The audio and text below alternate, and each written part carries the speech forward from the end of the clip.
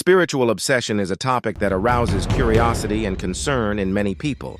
According to the Spiritist view and other doctrines that study the invisible world, our daily conduct can create bridges or barriers between us and spiritual entities that do not wish us well.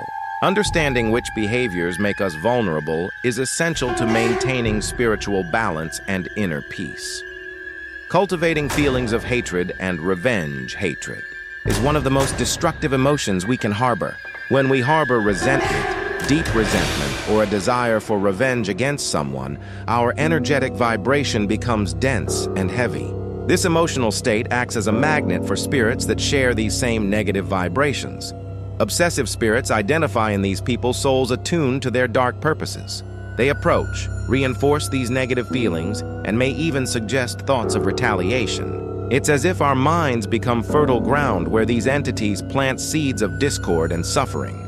To protect yourself, it's essential to work on forgiveness. This doesn't mean accepting injustices or forgetting what happened, but rather freeing yourself from the emotional burden that corrodes your soul. Forgiveness is, above all, a gift we give ourselves. Addictions and chemical dependencies. The use of alcohol, drugs, and other substances that alter consciousness poses one of the greatest risks of spiritual obsession. When we are under the influence of these substances, our ability to discern is drastically reduced and our energy field weakens. In this vulnerable state, we are exposed to negative spiritual influences. Many obsessive spirits were drug addicts in life and continue to seek these sensations even after death. They approach drunk or drugged people to experience, through them, the sensations they so desire. Furthermore, addiction creates a vicious cycle. The more a person consumes, the more they attract these entities, which in turn encourage further consumption. Breaking free from any chemical dependency is, therefore, an act of profound spiritual protection. Constantly maintaining a state of revolt and irritation, chronic anger and constant irritation are like beacons that attract troubled spirits.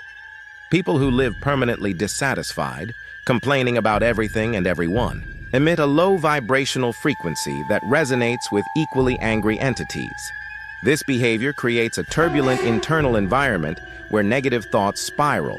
Obsessive spirits feed on this chaotic energy and do everything they can to maintain it, whispering even more disturbing thoughts and encouraging arguments and conflicts.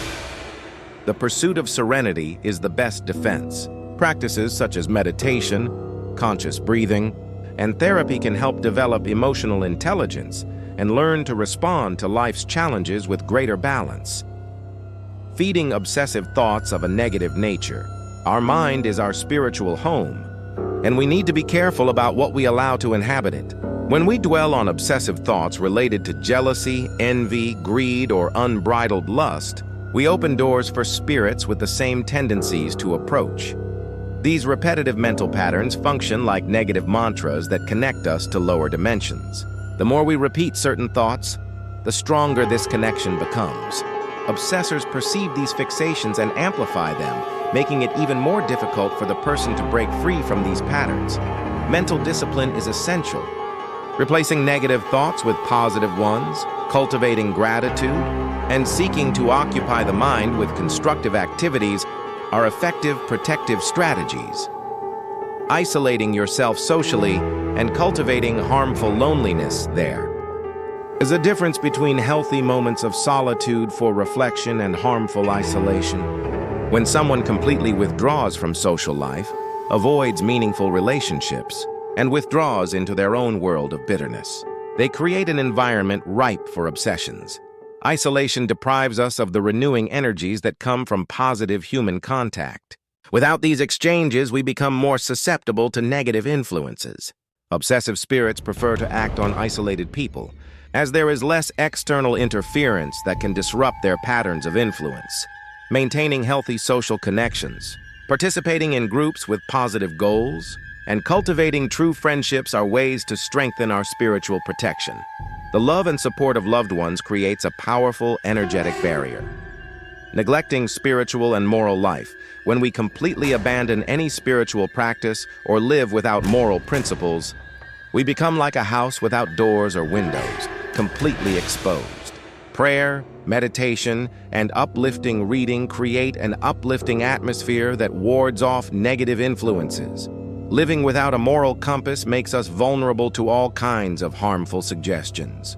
Without references to right and wrong based on values like respect, honesty, and compassion, we can easily be led into behaviors that attract obsessors. Developing a rich inner life, regardless of religion or belief, is essential.